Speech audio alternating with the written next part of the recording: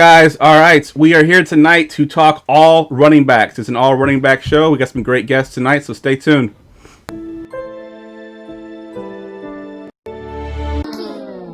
Fantasy football, you dealing with the best. Keep it hype, authentic, this ain't nothing like the rest. With the Armchair Fantasy Show podcast, give advice for all the listeners to improve your stats. Yeah, we live on goingfor2.com. Tuesdays and Fridays, this is what you want. Talking dynasties and daily drafts, and we just getting started, that ain't even the half. Yeah, so go ahead, tell your friends to join. Going for two, cause no one remembers the extra point. Hey, goingfor2.com, the Armchair Fantasy Show. What is going on, guys? All right, welcome to episode 155 of the Armchair Fantasy Show. I'm your host, of course, Jeff Lambert. You can find me on Twitter at JeffLambert77. Presented, as always, by goingfor2.com and our sponsor, busr.com. We are live every Wednesday on Facebook Live, Periscope, and YouTube, syndicated on all major podcast networks, and, of course, streaming in the Going For 2 app for iOS and Android. I'm here, as always, with my co-host, Mr. Ryan Searfoss. Ryan, how you doing tonight, man? Good, huh? Just ready to talk some running backs, and glad we have some great guests on. Yes, sir. Yes, sir. All right, speaking of those great guests, first up, we've got Mrs. Samantha Holt. She is the co-host of the Fantasy Debate. You can follow her on Twitter at Samantha R. Holt. Samantha, how you doing tonight? I'm great. I'm excited to be joining you guys. It's a wonderful Wednesday to talk football. Yes, indeed. Yes, indeed. Also joining us tonight, Mr. John Bauer, host of the Dynasty Theory podcast. You can find him on Twitter at The Bauer Club. John, how you doing tonight? I'm excellent. Just like Sam said, it's a fantastic Wednesday to talk football. And I saw your tweet earlier today. Congratulations on the milestone for the downloads. That's fantastic. So congrats, guys. Thank you. Yeah, thank you. Appreciate that. If y'all didn't see it on Twitter, we actually hit 100,000 downloads on the audio version of this podcast. So we're pretty excited about that. So yeah, thanks for bringing that up, because I almost forgot to bring that up. But yeah, good stuff. Sorry, I'm in the middle of trying to send alerts to everybody, and I'm halfway paying attention here. Sorry, I'm being a terrible host. All right, so we got a pretty packed show tonight, guys. Like I mentioned at the top, we're doing all running backs tonight. It's an all running back show. We got Sam and John on to talk some running backs with us. Ryan's here just to be Ryan, basically. Essentially. Essentially. All right, let's just go ahead and hit the news and notes, and then we'll get into the show. News and notes from around the league. All right, so it's July. There's not a whole lot going on right now, but there were some two pieces of news that I wanted to talk about, and we'll go to you first on this one, Sam. With the camps, full camps are starting on time, July 28th. I think quarterbacks and rookies report June 21st. But everyone will be in camp on July 28th. What do you think of this decision by the NFL? I think it's a smart move? No, I do not think it's a smart move. I think we all were aware of, too, on Sunday, how it was this big targeted message of the players trying to speak out towards the NFL, saying, guys, we don't feel safe with anything that you've told us so far. So we want to play, but we also want to feel safe. A lot of really powerful messages there. And I thought it was a really great stand by the players, just unified completely together. All with the same message. But as far as training camps themselves, I saw a couple different things online about the number of people they plan on having at practices. I just don't, it's really hard for me to see how this is going to be effective for all these players. To limit the number, yes, you should limit it, but also these squads are so deep at this point. Yep. How can you really have an efficient practice without, entire squads together? So that's the other part with football that I feel like is so different than basketball and other sports, is you need the depth of all of these players to really facilitate and be able to work together and work off of each other. It's again going to be another level of almost like working from home, where you're only going to have so many people there and so many people on the Zoom chat. I just worry about how efficient that's going to be. But I mean, for me, I just feel like the NFL needs to be more vocal about all of their plans, because we're only hearing these little parts, and then other people are saying, oh no, they've been very clear, but the players are saying that they're not being clear, and the people that are working need to feel clear and confident that they can approach practice and not worry about taking anything home to, like Russell Wilson's wife Ciara is pregnant, so don't want to be taking anything home. We got to be thinking about their families. I don't know, all of it just makes me nervous. Yeah, agreed. And not just the depth of the players, but I mean, even like if you look at the coaches in the NFL, I mean, you have like a quarterback's coach and a running back's coach and a receivers coach. I mean, you got more coaches than any other sport as well. And most of those guys, a lot of those guys are older guys that are probably going to be high risk. So yeah, it's definitely something to consider. And then, even getting into the NFL, like when we get into the actual season, the regular season, like our team's going to like keep their star quarterback away from the team for a while. Like maybe you only have certain running backs and certain receivers that are allowed to be around him, because you lose your quarterback to the COVID for 3 weeks and you're going to be screwed for the season. So it's going to be interesting to watch for sure. John, what are your thoughts on this whole thing with the camp starting on time and how it's going to work? Yeah, and Jeff, just what you just said, if your star quarterback gets COVID-19 and he's out for a few weeks, most likely he's going to be with the other quarterbacks in the quarterback room. They're not going to have every single player separated. There's 80, 90 players on the roster right now, and they cut down to possibly, I know they're going to keep more players this year, which is great for those bubble players, but I don't know, just like Sam said, I'm nervous for any setbacks, because what has really changed since Sunday, whenever these players did speak out over the weekend, and we've seen the NBA, Major League Baseball, they've had months of preparation and kind of laid the foundation, and they were those first leagues out the gate there. And it seems like the NFL, they've just been sitting. I'm sure things have been going on behind the scenes. I'm sure there's things we don't know, but I'm still very skeptical. And the fan in me, the dynasty, the fantasy player in me, I'm excited. I am. This was news that I wanted to hear, but I'm still very worried that there are going to be setbacks. And Sam brought up Russell Wilson. If he happened to get sick and take that home, what about guys like Matthew Stafford, whose wife was in a situation, or a player like James Conner, who has the compromised immune system? Yep. So there's a lot of things out there that definitely we should be worried about, but maybe I'm just being optimistic here. And again, with all of my leagues, I'm just hoping everything goes off without a hitch, but we'll see. I don't know. Yeah.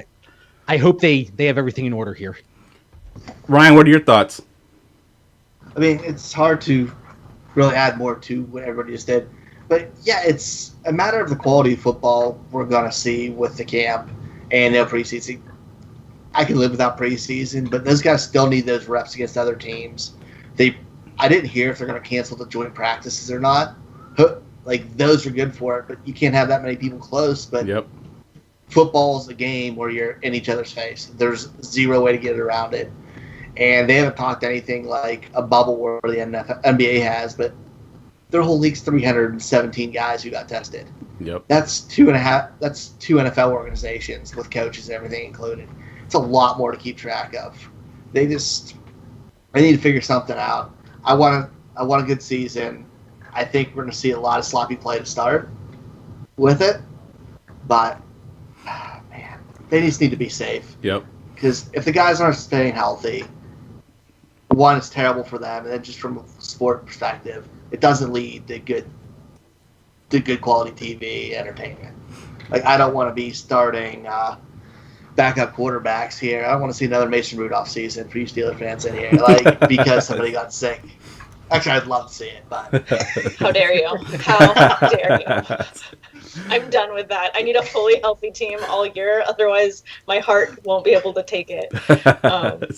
Off of what you said, though, I saw, and I'm really mad at myself for not remembering what reporter I heard do the interview, but someone was talking to Victor Cruz today. Lo and behold, forgotten for Victor Cruz. However, she asked him specifically just about the helmet. They had come out with this helmet that is supposed to have this mouth shield and supposed to maybe protect the players. Now, as soon as they introduced this, I was like, wow, a piece of equipment that no football player is going to be particular at all about. Yeah. They're going to totally be on board for anything new. No, I'm pretty sure we all know that NFL players are very particular about their equipment. But he said that even when he went from not having a face shield to having a shield, which just barely covers part of his nose, he had to deal with relearning how to breathe with how fast he has to run.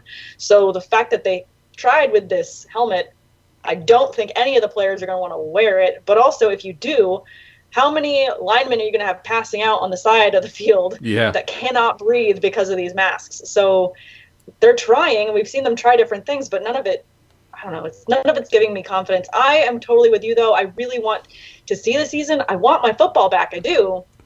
I don't want a half-assed season. I don't want a season where we have a handful of our starters that we drafted and we have a bunch of guys off the street because everyone's sick. Like, I want a fun, competitive season, and I'm worried that we're not going to get that. It'll be watered down. Yeah, I agree 100% with that, with everything y'all said. And just Ryan, going to you because you mentioned the preseason games. That's another thing that they announced is there are going to be 0 preseason games. You mentioned getting reps and everything else. Do you think they can simulate a game type situation without any preseason games? And what does that do for the rookies coming into the league this year? I mean, no, you can't, because you don't want your rookie wide receiver getting laid out by a safety across the middle. They're not going to have that full contact, and that's going to make life hard. It's going to make drop balls on offense because they haven't been contacted over a year. Like, changes everything. You can't just practice without hitting each other. Yeah. If there's joint practices, I'll feel good. I think they've been canceled as well. Actually, I think they're the first thing to get canceled. Then, yeah, I'm definitely concerned about the quality of football then, because you can't simulate that. You know how much trouble you're going to get in if you lay out your star receiver and, like, you're a young guy on the team trying to do something? Yep. If you're not playing hard, it's not the same. Yep. And you're not playing to win in practice like that. Agreed. John, what are your thoughts on no preseason games? I know a lot of people, and again, maybe just everybody being overly optimistic, but they're trying to put a positive spin on it, right? So there's not going to be injuries that we often see in preseason. We're not going to get those big stars that get injured. No, but those injuries are probably going to happen week 1, week 2, week 3, because just like Ryan said, these guys, they haven't played at full speed with pads. And I thought I saw a report today that they were talking about possibly doing practices without pads. I'm not sure. Does that keep COVID-19 at bay? I'm not sure. I haven't seen that from doctors. I would think it'd be the other way around. Yeah, like more pads. Come on. But I don't know how much of an impact really it's going to have on some of these veterans, except for players maybe like A.J. Green, Ben Roethlisberger, guys that were out in 2019 that kind of need to get back in that rhythm. And I don't know if they're necessarily going to see that now. So I don't know. It's going to be really interesting. And I think there are some positives that we could get from this. But I think those negatives, it just kind of gets pushed into the regular season. And like Ryan and Sam mentioned, I think we're going to see some really sloppy play weeks 1 through, heck, maybe even week 4. Yeah. I mean, it's going to take some time. So, yep. One other thing that kind of really sucks about it is for those young guys who are trying to make the team. Like, I know you're a degenerate preseason DFS player. Yes, it hurts my feelings that we don't have preseason DFS, man. I make so much money during that. It's crazy. Who was your dude you fell for last year? I feel bad I don't remember this.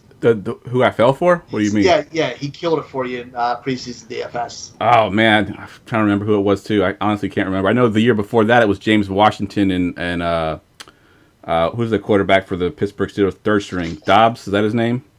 Yeah, Dobbs, yeah. Yeah. That 2 years ago against yeah. the Packers, I mean, they won me a good amount of money. So I was loving that guy for sure. The only thing with that is, so I saw some different information. So there is going to be that issue in that challenge for these end of the roster players to make the team. But it sounds like they're allowing more players to be on the team this year because of everything going on. So yeah, they can't really show out in these preseason games because typically we see it in, throughout the whole preseason, but especially the last week. It's like, okay, who's the last couple guys to make the roster? But now there's going to be more of them making the roster. So I think that's kind of a balance that's going to help these end of roster and these undrafted rookies and these players coming in. Yeah, on that note, actually, we have a question on Facebook, and Sam, I'll go to you. I haven't heard from you in a while. Gerson on Facebook wants to know, so, everyone's talking about the COVID-19 hurting the rookies because they can't get practice time or game time. But what are the players that, that the veteran starters get the COVID-19 and it gives the rookies an earlier chance than they normally would have? Do you think that might help the rookies in the long run if they get a chance if, say A.J. Green is out with COVID-19 and then you put T. Higgins in there, maybe he wouldn't have gotten those reps before? I mean, I think it's two sides of the same story. I think that I've been one to argue that rookies are going to have a tough start going into this season just because they don't have practice. But that's also a great point. I think that this is going to be, it doesn't matter who ends up getting it because it could be some middle of the road receiver on a team that's maybe just like maybe like Randall Cobb gets it, or maybe Michael Gallup gets it. And then it's, hey, okay, you watched that with Michael Gallup. Come on. Sorry, I didn't mean it. I just realized to see your jersey back there. I'm like, I didn't mean to wish that evil upon him, but I'm just saying. Then you might see more targets go to CeeDee Lamb and more targets go to Amari Cooper. So you could see this flux and balance. It's just it's going to be a wait and see, and it's kind of hard to draft in preparation for that because COVID has been very obvious in that it's not particular about who it takes down. It'll just take down whoever it wants to, and it'll affect everyone completely differently. It'll take any age. It'll either give you a cough for a week, or it'll take you out for 3 months and you still can't smell or taste food. So it's very, very different for everyone. And that's the part that you also have to remember too. Yes, these are all very young and healthy players, but you never know. It could just be the one person that didn't know they had a pre-existing condition. How many times have we heard young athletes, oh my gosh, my chest really hurt after that last game. They get an x-ray or whatever, they find out they have a heart arrhythmia they weren't aware of. There are these pre-existing underlying conditions that these top athletes are in such amazing shape. You don't think that they can get hurt. You think they're invincible. But it could take them out. So I think it's a good argument for both. And I love that, you bring up the point of, if a veteran player does get it, maybe this is an opportunity for the rookie and they're going to be so hungry to prove themselves. They're going to see out and show out. But I mean, you can argue it both ways. It's we just don't know. And it's so hard to predict. Yep. 100% agree. All right. So that's it for the news and notes, guys. News and notes is brought to you by BUSR Sportsbook. Everything from MMA, NASCAR, horse racing to the major sports like NBA and NFL. You can bet on all of those. You can join now by visiting busr.com/going-for-2 and receive a welcome bonus up to $500. So make sure you check out busr.com/going-for-2. That's the number 2. All right, guys, let's get into these rankings. So before the show, I had y'all send me your top 12 Dynasty running backs. And I got 2 questions that we're going to base these around here. So the first one I got on here, between the 3 of you, your rankings, so there's 36 running backs, obviously. There was 3 running backs that only appeared once in the rankings. And Sam, you had 2 of them, actually. So I'm going to go to you first on this one. You have Eckler. You have Eckler at 7, and you have Aaron Jones at 8, and you're the only one that put them in the top 12. So give me your thoughts on those 2 guys and why you got them ranked. I think this is exposing a deep love that, I don't think numbers are going to sway you. This is just a deep passion for me. Okay, so for me, Austin Eckler, I feel like, given the quarterback situation there with Tyrod Taylor and Justin Herbert, to me, that's kind of a crapshoot. So I feel like a position that, like Austin Eckler plays, he's just going to be used in so many different ways. He's going to be their safety blanket for either of those players. They're down and out, quick routes. I mean, he can do everything. So to me, that's why I have him so high, because they're not going to know how else to reach these other players. They're not going to be able to throw it deep. I mean, if Herbert goes deep, he's probably going to miss, but it's just, he's the safe play. I don't mean to be mean to Herbert. I'm just saying that the numbers say otherwise. So to me, I just feel like Austin Eckler is going to be this safe pick that's going to have a high volume because they're going to have to dump it off to him a lot. So I love that volume for them. And I also feel like they're going to be playing from behind a lot. So again, another option for value there on volume. For Aaron Jones, I understand the worry about getting a new rookie in there and worrying about that shaking up the job. However, obviously, given the whole circumstances with COVID, this is going to be part of my argument why I want to lean heavy on Aaron Jones, because he already knows the playbook. He's already been so well versed in that offense. I just feel like Rodgers is going to be stubborn to move away from that. Rodgers also has a bit of a chip on his shoulder. He's going to stick with his guy. So that's why I have Aaron Jones so high. And maybe because I have him in Dynasty, I'm just wishing that into the air to keep him in top 10. Nice. I love it. And for what it's worth, I have Eckler ranked in the top 12 as well. I was just checking my rankings now to see where I had those 2 guys. And I got Aaron Jones at 10 and I got Eckler at 12. So, me and you were on the same page there. And much like you, we'll get this a little bit later in the podcast, I didn't have any of the rookies rated in the top 12 either. But speaking of rookies, John, you did have the only rookie in the top 12 at least, as far as the running backs go. Dobbins is the only one that appeared once in the rankings there. So give me your thoughts on Dobbins and why you got him ranked in your top 12. Now, for 2020 alone, I actually think he's going to be one of the least productive rookies that are at the higher end of the spectrum. But for dynasty purposes, you look at the system that he's going into, and it's that RPO style offense, and that's probably the best situation he could have landed in. And Mark Ingram, he's still going to be relevant here in 2020, but minimal dead cap after 2020. Yep. I think J.K. Dobbins, it's his backfield. And I honestly, and you might see this as hot takey, but I really do believe that J.K. Dobbins going into the 2022 season could be a top 3 running back in dynasty startups at that point. I really do.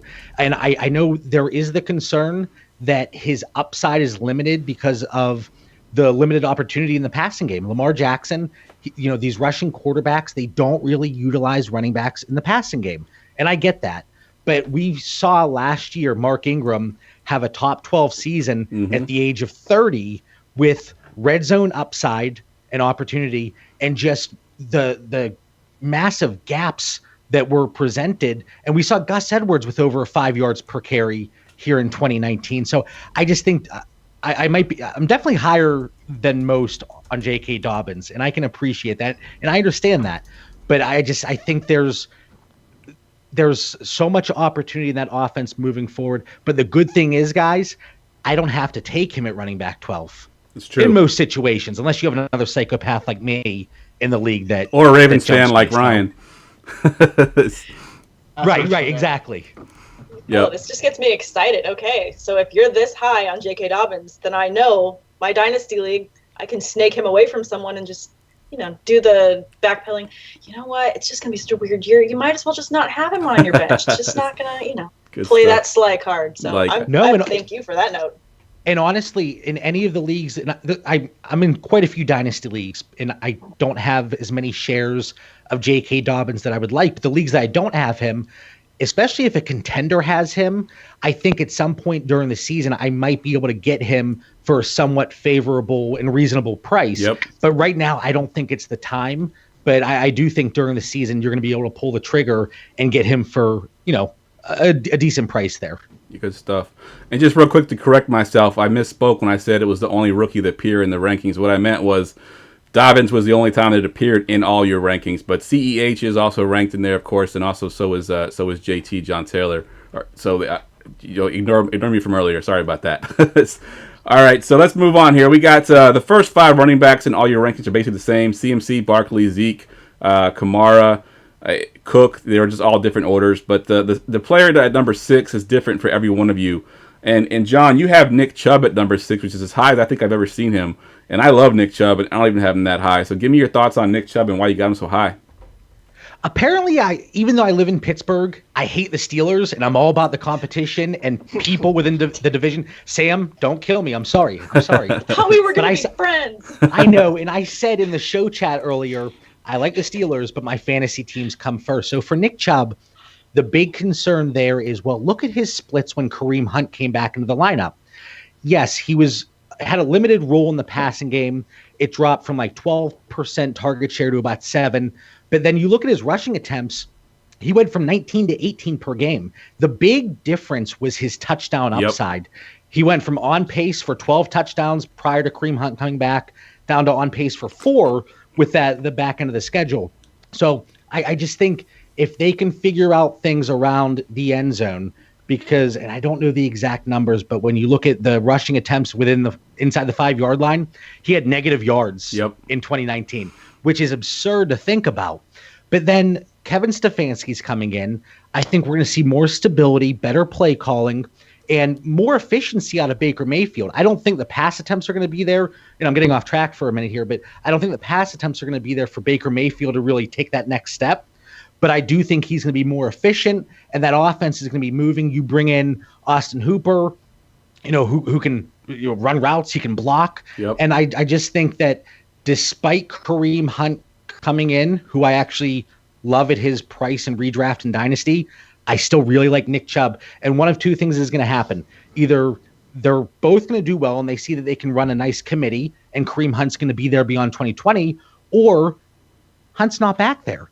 And now you have Nick Chubb going into the last year of his deal. I think they get something done because Kevin Stefanski, he wants to run the ball. Yep. So I like Nick Chubb a lot, obviously, and that's why I have him at running back 6. Yeah, and I love that call on how you said that inside the the 5-yard line, how he got negative yards, because I'm a Chubb owner in my main Dynasty league, and there was actually one game where I think it was first and goal at the 4-yard line, and they ran Nick Chubb on 3 straight plays, and he didn't gain a single yard on all 3 plays. So I think he was in the top 5 as far as carries within the 10-yard line, and I think he only ended up with 1 touchdown on those carries, which is crazy to think about. So that has to have some positive regression, and I agree. I think Nick Chubb gets more touchdowns this year, which is going to raise his value quite a bit. All right, Ryan, at number 6, you had Jonathan Taylor, the highest of all the rookie running backs there. Give me your thoughts on him and why you got him so high. He came in there. I mean, they had a running back combination last year where they were comfortable with, who was pretty productive. You had 4.4 yards of carry out of Marlon Mack, who is nowhere near that type of talent. But looking at Jonathan Taylor, he's the prototypical every down back. He's 5'10", 226. He's built like Zeke. He ran a freaking 4.39 at that weight. It's absurd. And production-wise at Wisconsin, he's had his worst season in 3 years was 1,977 yards. The dude is just a machine. And he's coming into an offense in a team that's built to run the football. They want to play good defense. They have a quarterback there who checks down. They have everything built for him to succeed. Oh, and he's running behind Quentin Nelson and a bunch of monsters on that offensive line. They want to beat up teams. They want to play with the lead. And when you have a back like that, that's what it's going to do. The team's built for him. If you have Marlon Mack averaging 4 or 5 a carry and getting 247 attempts, JT's going to crush it. What can an absolute monster like Jonathan Taylor do there?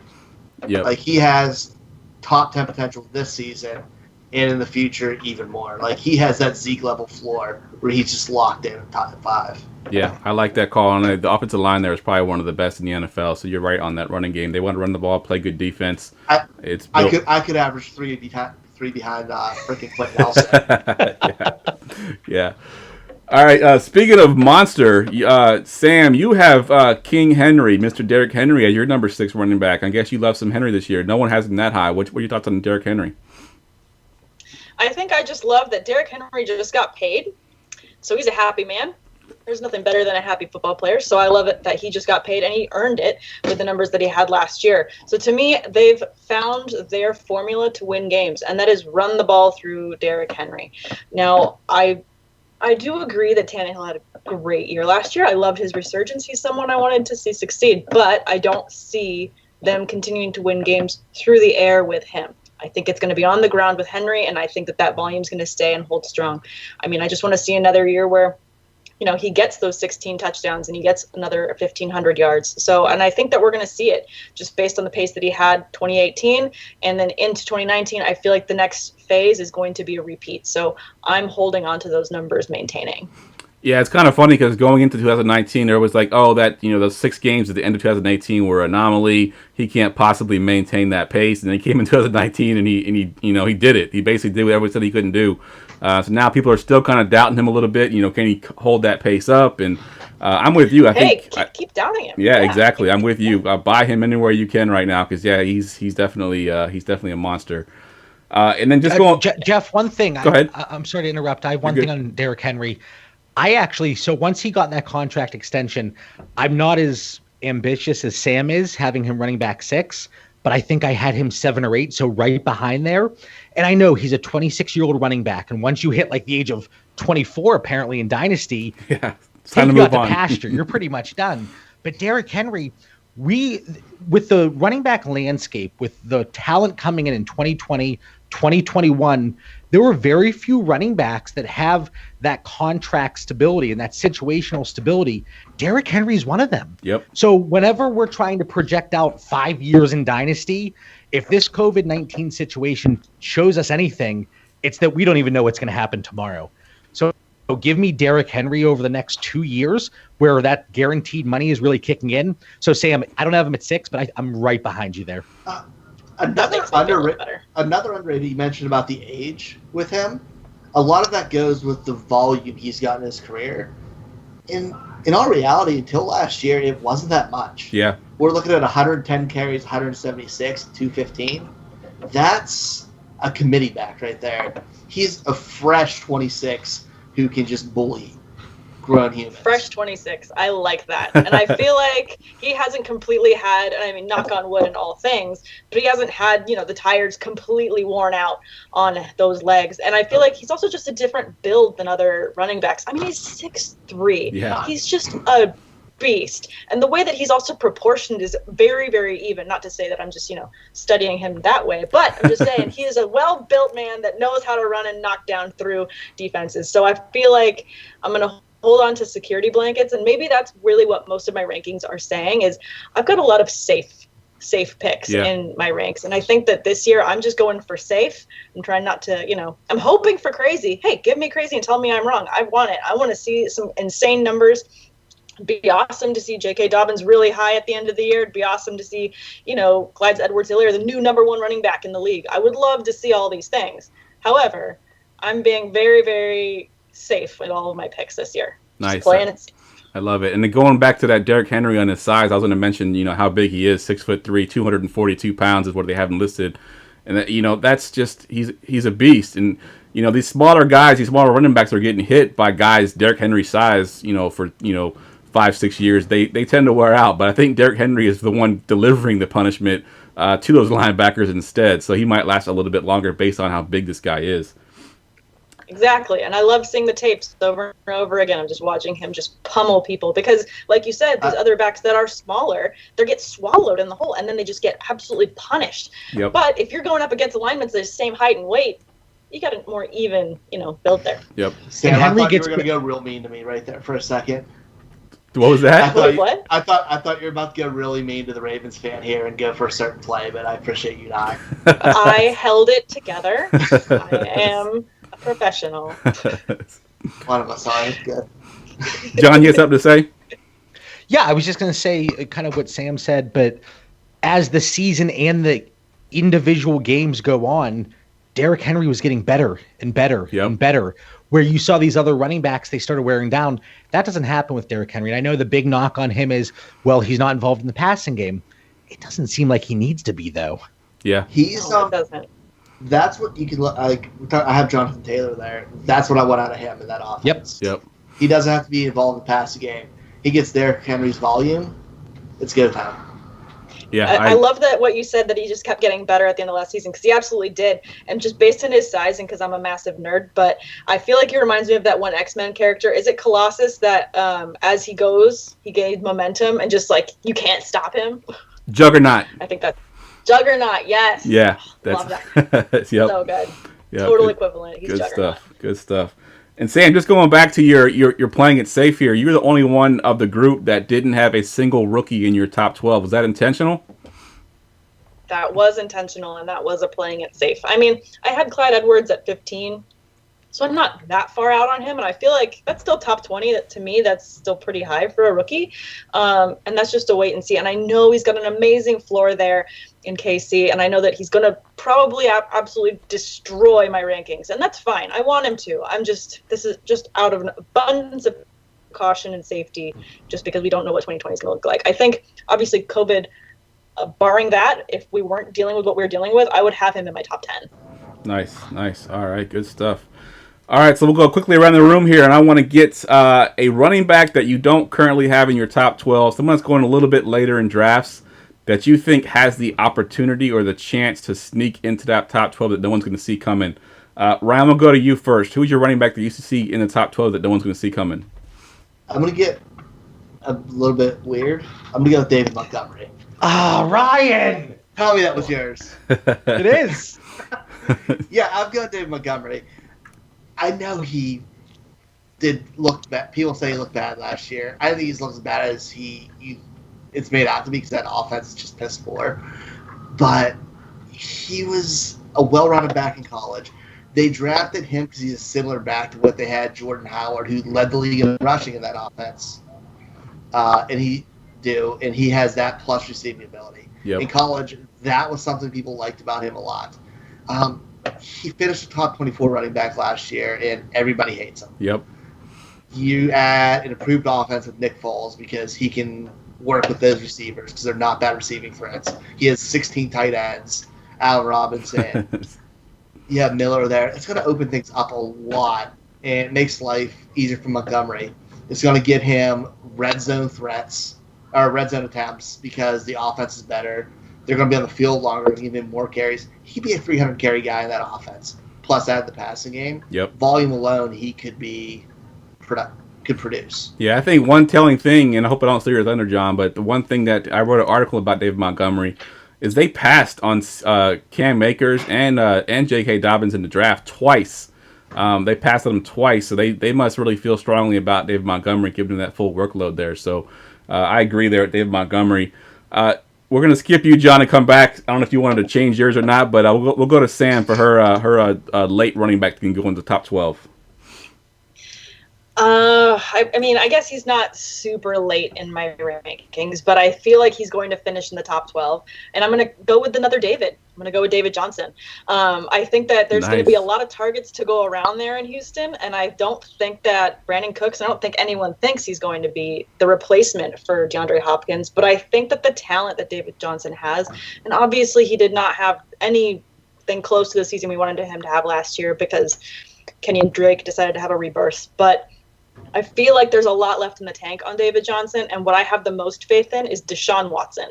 And I feel like he has an amazing ability to extend the play and to see the open man, and I feel like David Johnson's got a chip on his shoulder, and he's going to be the man to get open for him, and he's going to be dink and dunk, get open, and he's going to be used in a lot of different ways. So I just see his target volume going up a lot, and just with the volume and the way that Watson likes to play, and the way they like to run the ball in Houston, I feel like he's going to be the guy that's going to surprise people this year. I like that a lot. And like the dink and dunk portion, he should dominate that because all three of their receivers are literally just deep threats. Yep.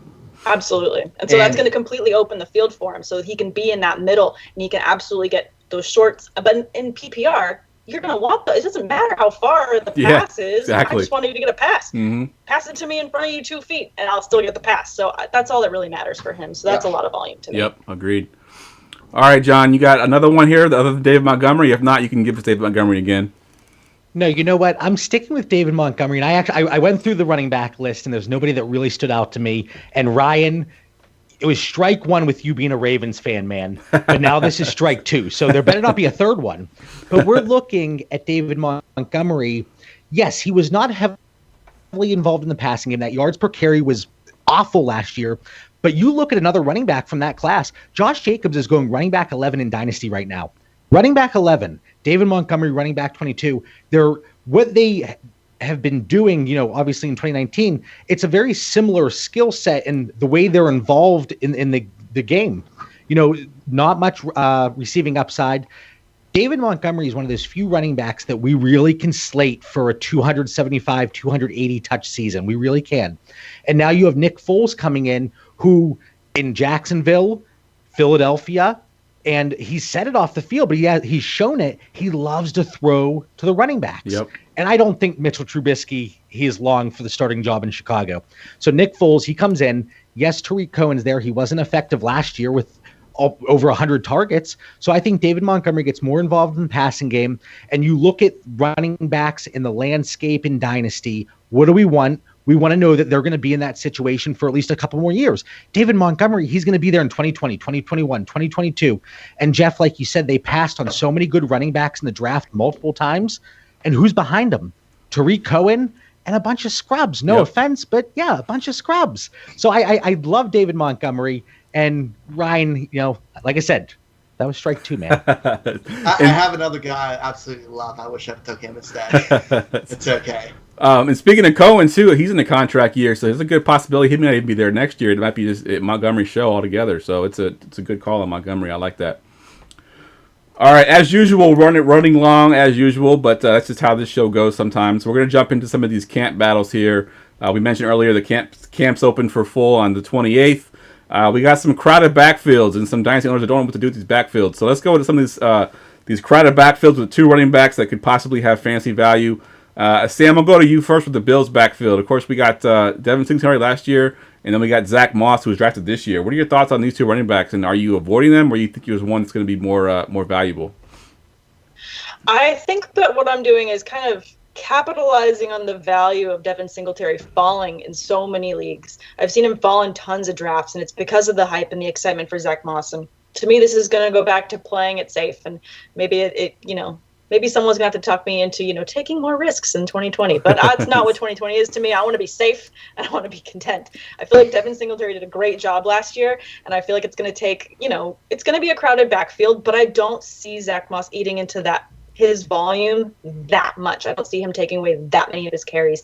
So maybe it's just because I'm being conservative in that thought, because, again, it's just a different year than we've seen before. And if it was, obviously, COVID wasn't a thing, I would be saying the opposite. I'd be very scared for Singletary. But he's the safe guy that knows the playbook. He's done it in and out. He's going to have the most practice with it, and I think he's going to secure that job. And maybe towards the end of the year, if we see that at the end of the year, maybe Zach Moss starts to eat into those carries a bit. Maybe if he gets hurt, maybe then Moss kind of comes up. But for me, I'm just loving the value that I can get at Devin Singletary really late in drafts. Love it. I have Singletary in my Dynasty League too, and I'm hoping you're right on that one. John, you got the most crowded backfield on this here. You got the Patriots with Sony Michelle, of course, Damien Harris is a draft pick from last year, and James White. What are you doing in Dynasty with these three guys?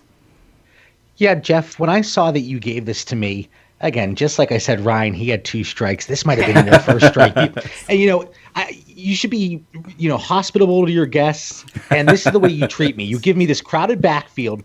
So for me, there's a lot of question marks here. So Sony Michelle, he's coming off of, he could potentially be on the PUP list here to start 2020.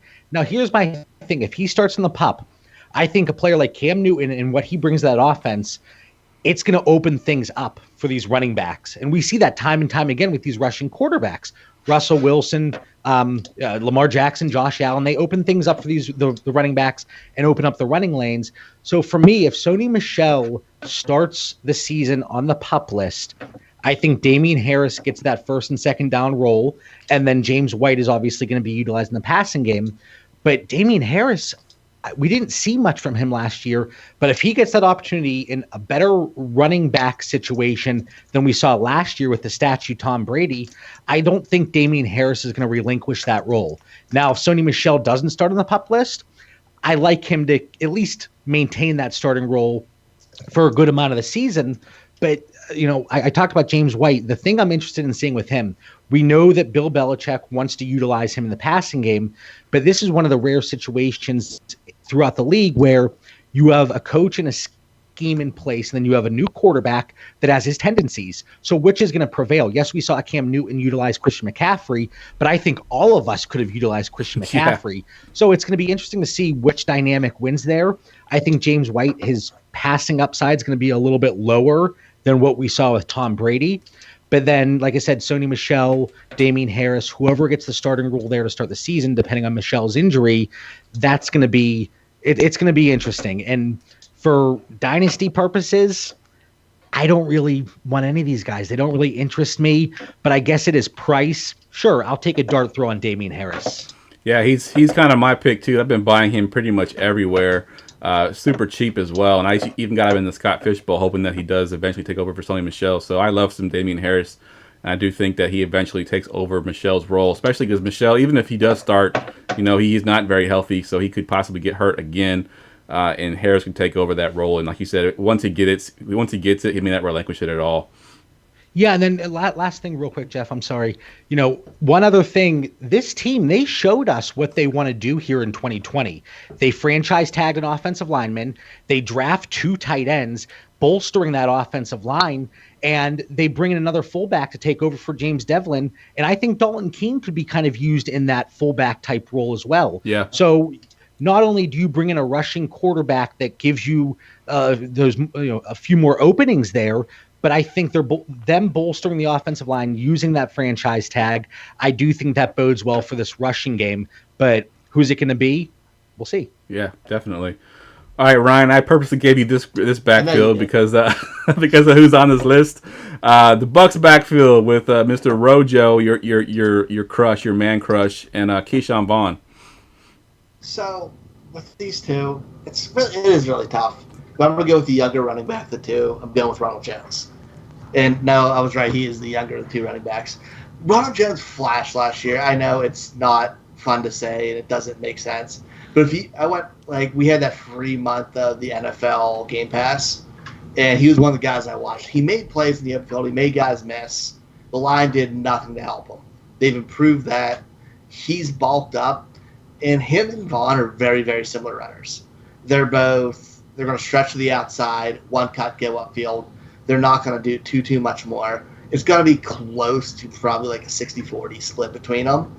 But I think Rojo is a better runner. He's extremely explosive. He's a little bit more slipperier, and he's still learning. They're both learning in the position, but he's flashed his whole career, and he's flashed in the NFL. It's just that offense is not built for him to succeed last year. And I think the addition of Brady improved the line because, Brady, you have to improve the line. I think that helps him a ton more.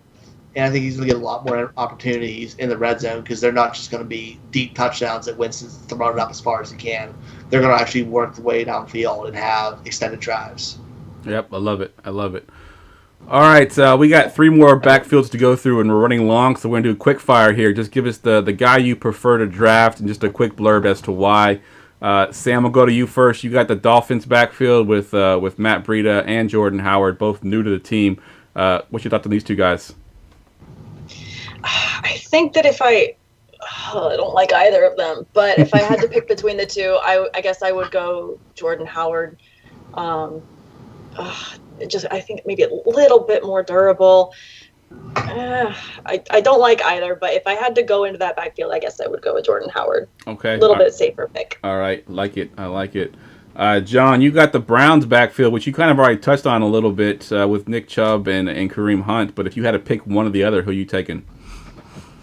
All right, so I'm going to have a cop-out answer here. So strictly for 2020, I am perfectly fine with both of them at their redraft ADP. I think both of them are going to be utilized. And one of my co-hosts over at Dynasty Theory, Mitch Sorensen, and I, we put together our projections, which, shameless plug, it's pinned on my Twitter. But Kareem Hunt, I think he's going to be really utilized in that passing game. And Nick Chubb, he's still going to be used on the ground. But I do think that both they're going to return on their ADP, and it could be kind of like a Mark Ingram, Alvin Kamara light situation that we saw in New Orleans a few years ago. So for me, I'm good with both at their current ADP and redraft. All right, fair enough. And Ryan, you got the backfield of Marlon Mack, Naheem Hines, and Jonathan Taylor. You already kind of confessed your love for Jonathan Taylor, but is there any hope of these other two guys? I mean, I probably own Hines is probably my third most owned player in fantasy. But it's Jonathan Taylor's backfield. Like, Hines is going to have his role. He's going to have his few touches game, whether it's through the air, running out of the slot, and maybe 5 to 7 carries if he's lucky. But it's Jonathan Taylor's offense. I don't care that he's a rookie with a smaller camp. He's just that much of a talent. You can't not play him. Good stuff. All right. I'm going to quickly plug the Grinders Championship. Let me get the championship belt out here real quick. I can show it to y'all one more time. Oh, Grinders Championship belt. It's that doesn't mess around. Love it. It is a DFS Week 1 contest for charity that we are running. You just go to goingfor2.com/grinder. It is free to join. Obviously, we're taking donations. They're optional, but if you'd like to donate, the GoFundMe page is there as well. So goingfor2.com/grinder. I think we are up to just under $500 so far. We still have about a month and a half to go to take some entries. So please go there and sign up at goingfor2.com/grinder. Take a quick commercial break, guys. When we come back, we're going to do some breakout or fake out. So stay tight. In the unpredictable world of fantasy sports, when all hope seems lost and chaos and confusion rule, one hero will rise.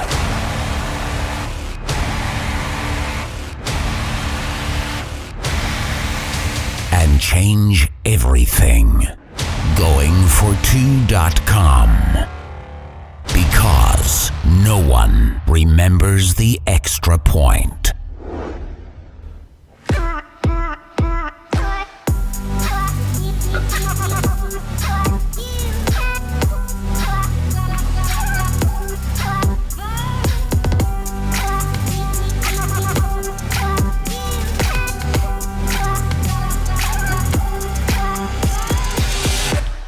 All right, guys, welcome back. I'm here with John, Sam, and Ryan, and we are talking all running backs tonight, and we are about to do a segment that we haven't done in quite a while here, but let me go ahead and hit the drop.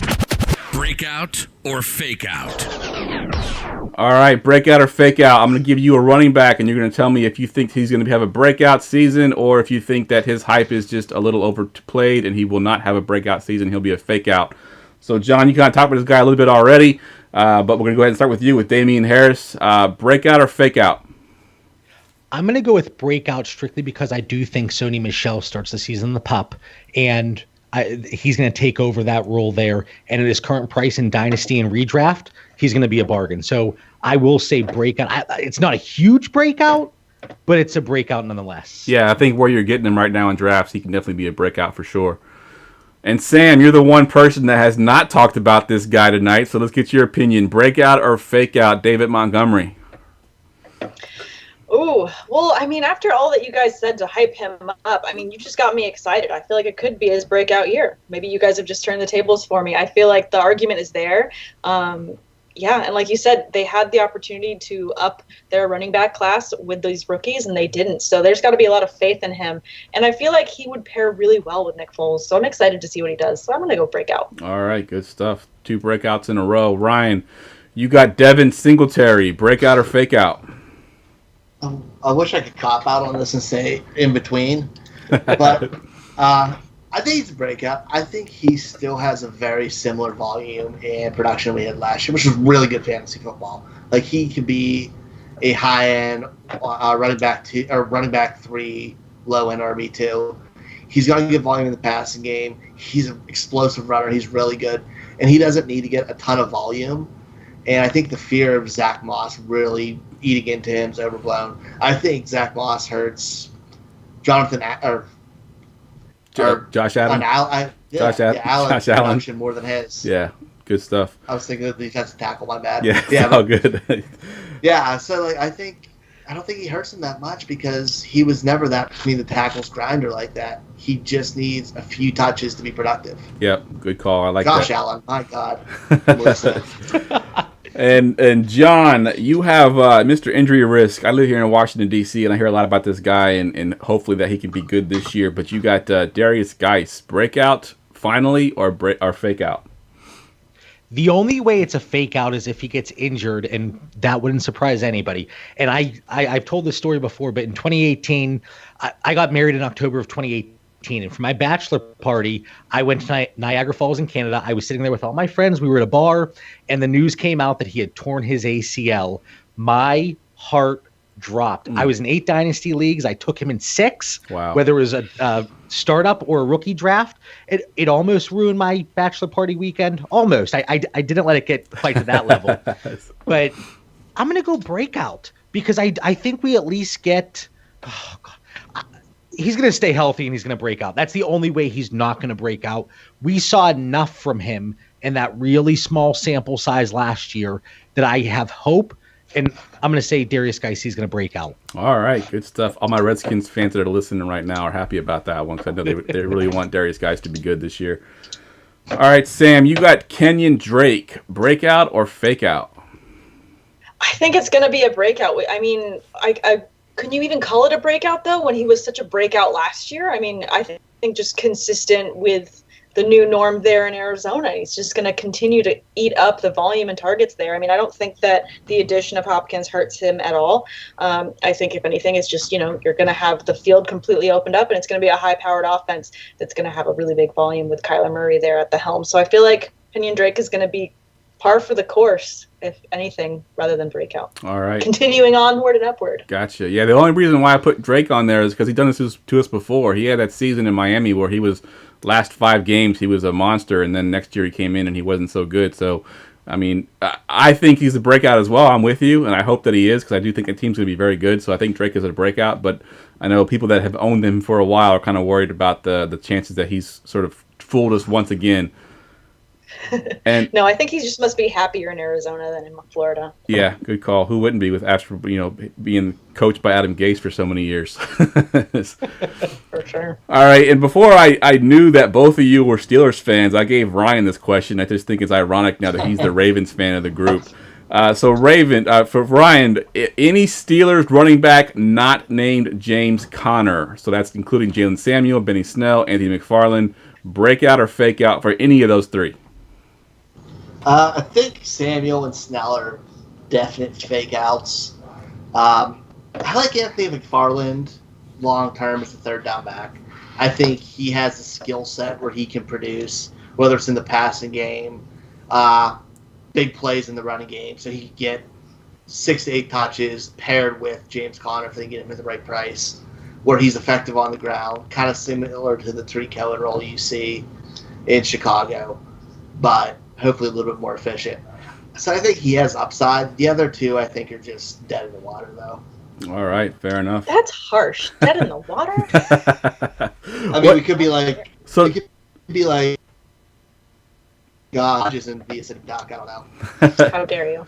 let me actually ask. I'm going to ask the two Pittsburgh Steelers fans. What do y'all think of that? Sam, we'll go to you first. What are your thoughts on those three? Are any of those guys going to be a breakout this year? I mean, I kind of hope McFarland does something, but if I had to pick between the three of them as a dart throw that I'd want to have in a league late, I would pick Jalen Samuels, just because, I mean, as much as I love my James Conner, he has been a little bit injury prone. So I feel like the guy that's going to take over when he's hurt would have to be Samuels, but it would be nice to see someone like McFarland, run with it. It'd be great. Good stuff. What about you, John? I think Anthony McFarland, he will be relegated to that third down role, whether it's in 2020 or beyond. We don't know. James Conner last year of his deal. Does he get the extension? Does he not? But if James Conner does go down here, I actually think Benny Snell is a sneaky pick late in, dynasty leagues. And if it's a shorter bench, shorter roster, I don't know if you're necessarily going to have him in redraft, but hopefully everybody in their redraft leagues this year, they extend their bench and they add some extra picks there because of everything going on. So if you take James Conner somewhat early, Benny Snell, I think he's the guy that's going to fill that role in the first and second down workload there if James Conner were to go down. But knock on wood, I'm really cheering for James Conner this year. Yeah, I agree 100% with that. All right, let's do Spade or Fade. Spade or Fade. All right, there was some confusion as to what Spade or Fade meant. This is more of a DFS segment that we do. I just brought it to the fantasy football season-long world. Basically, a fade is someone that you're going to be not drafting, not picking up, sort of avoiding. And a spade is sort of like you're playing spades. It's going to be the trump card, the one that you think is going to be, the one that no one's going to see coming. This is going to trump everything. So we'll go around the room and we'll get one spade and one fade from everybody. And Ryan, we'll go to you first. Give me your spade running back. He's not as low, deep as we expect out of this, but I think he's a guy who can give you RB1 potential, and that's Chris Carson. He has been just a disrespected fantasy player beyond belief. I like it. He's done nothing but produce when he's played in Seattle. He's explosive. He can run between the tackles. You see him jumping over guys standing up, and he's in an offense that runs the football, that's efficient. And when he's on the field, he's so dangerous. I love Chris Carson. He has RB1 potential in round 7 of drafts. And I think it's perfect. He's a perfect value for me. Love it. I love it. I actually love Chris Carson, too. I got him super late in a couple of my leagues. So, yeah, I love that call there. Sam, give me your spade. My spade has got to be Raheem Mostert, and I feel like a lot of people are sleeping on him or, taking him a little bit too early. My mock drafts are a bit skewed. However, I'm really excited about him to just have another year in that San Francisco run-heavy offense, and I feel like his floor is just going to keep rising year to year, as much as you can say in running backs because they kind of peter out, don't they? But I do think that this is going to be another great year for him. Sure thing is their number one back, and I'm just excited to see him again in this super run-heavy offense. You cannot go wrong with a running back in this offense. You just can't. The amount that they run the ball, the way that they handle it there in San Francisco, Raheem Mostert is a surefire set it and forget it running back. Love it. I love it. As a Niners fan, I think I agree with you on that one as well. There was a note today that Mostert met with some high-ranking official within the 49ers to kind of smooth things over. I just think he's realizing that he has no leverage for this trade request. I think no one's really going to trade for a 27-year-old running back that's had a breakout season in the Kyle Shanahan offense. They know that those running backs are coming dime a dozen, so I think Mostert's going to realize that, hey, you know what? I'm going to play on this contract and just prove myself one more year, and I love that call there on the spade. John, what is your spade? Now, for this, I, of course, coming from the Dynasty Theory podcast, I looked at this from a dynasty perspective, and I love Chris Carson, and because of that, DJ Dallas, running back 65 in dynasty startups right now. I love Chris Carson. I have him in so many leagues, but I don't think they extend him beyond 2020. And I'm not a big Rashad Penny guy. So I think DJ Dallas, what was he drafted in the 4th round? Yep. He can have make an impact and have a role there beyond 2020. Is he going to do anything in 2020? Most likely not, unless Penny if he's not healthy, and then Carson, if he were to get injured, maybe. But then Carlos Hyde is still there. So nothing here in 2020, but longer term, I like him. And I just want to throw two other names out. Darrington Evans, running back 51, and Gus Edwards, running back 77, because I think Gus, even though I hate the Ravens. I think you're a Ravens fan. Like, you've talked better about them than I have. But I think Gus Edwards, I think he could go somewhere else after this year and really provide a good 1-2 punch. And at that price tag in Dynasty, he's free. Yep. So why not? Yep. Good call. I like both. I like all those calls. Good call. All right, let's go around and do our fades now. We'll go to you first, Sam. What is your fade running back? I am 110% fading Melvin Gordon. Ooh. I mean, I think with all the trades that happened this offseason, I mean, could you pick a worse landing spot? I mean, Philip Lindsay owners just mourned that day. I think that is a day that the next day everyone wore black. They were just so disappointed. However, I just do not see, based on that offense and the way that Philip Lindsay runs the ball, I don't see Melvin Gordon being able to fully capitalize on being all that he is. I mean, yes, he had an amazing floor in, I was going to say San Diego, because no one here in LA recognizes the Chargers. But I feel like he obviously still had good volume with the Chargers. I just do not see him being able to keep up those numbers in Denver. The way that they run the ball there, it's just too split. Philip Lindsay's just too effective, and I just don't see him completely losing his job in that way. It's going to be a running back by committee. You're going to be pulling your hair out week to week as far as who's the running back that was the one that was number one that week. He's going to be one week. It's going to be Lindsay another, maybe Royce Freeman another week. It's going to be too much of a mixed bag, and I want no part of it. Nice. I love that call. I'm actually with you with that one as well. I'm fading Melvin Gordon and pretty much everywhere. If you heard swearing when you when you said his name, I agree completely with you. He's never been an efficient runner at all in his whole career. And Philip Lindsay's killed it when he's been in there. I did a pod with Stabby last night, who's a Broncos fan, and he's all in on Lindsay, and that's what I needed to hear just to confirm it. But nice. Melvin Gordon's not that great of a running back. Nice. All right, John, let's go to you for your fade. Yeah, so I have to say at least one of my league mates is watching this, because I just got a message that they wanted to offer me Damien Harris. And I said, they wanted to offer me Dak Prescott. They said, I'll add Damien Harris with an emoji. And I'm like, come on. You can't use this against me. I love it. I love it. This works. I respect that person. I know. It's a good move. I do respect it. Maybe we'll talk after the show. But for me, and a lot of people are going to disagree with this, and I think everybody's really split on this guy. But from a dynasty perspective, I think people are wasting a rookie draft pick on Cam Akers. They came out and they said, and I know coach speak, you have to take it with a grain of salt, but now they're saying there are 4 possible running backs that can make an impact there. And if you have 4 running backs, you don't have any. Yep. So for me, Cam Akers, he's a strong fade. I was one of the apologists when he was in Florida State. His offensive line is bad. He's going to go somewhere, get a better situation. The Rams don't have a good offensive line, and people want to say that's a good situation. Last year, people were head over heels over Mr. Henderson, and now he's left for dead. Yep. I'm not a Henderson guy, but I'm still not a Cam Akers guy. So for me, he's my fade here. Oh, you're hurting my heart there. I took him at number 6 overall in my dynasty rookie draft. So I'm loving some Cam Akers, but man, you're hurting me with that one. All right, Ryan, who you got for your fade? Yeah, that one hurt a little bit too, because I love Cam Akers. But I'm sticking with the rookie hate, and I'm going with Zach Moss. Oh. We talked about Singletary having the role. Zach Moss is just such an average back. Like, he's a straightforward runner. There's not that much wiggle to it. He runs with a little bit of power, which is fine, but it's not anything to be excited about. He's in an offense where the quarterback runs with power and had, 8 touchdowns last year rushing? Yep. 9 touchdowns rushing last year and 8 the year before. And then he has a back who shined like Devin Singletary, who we all talked about how we like him. Yes, he'll get some carries, but he's going to get those carries between the 20s when the game's just kind of pushing. When it comes to the red zone, they're going to spread it out and run Josh Allen in the middle. I don't have faith in him. He's going to be a guy who's going to chase touchdowns on to get production unless there's an injury.